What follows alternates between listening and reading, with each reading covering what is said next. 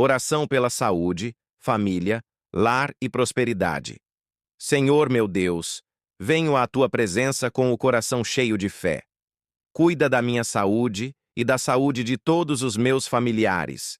Que o teu toque de cura seja sobre cada enfermidade e que a tua paz reine sobre nossos corpos e mentes. Abençoa, Senhor, o meu lar. Que haja amor, união e respeito entre todos que nele habitam. Afasta toda tristeza, discórdia e medo. Cobre nossa casa com o teu sangue poderoso. Abençoa minha família com sabedoria e proteção. Guia-nos nos caminhos da verdade e do bem. Que nunca falte o pão em nossa mesa, nem a tua presença em nossos corações. Derrama prosperidade sobre nossas mãos, que tudo o que plantarmos floresça.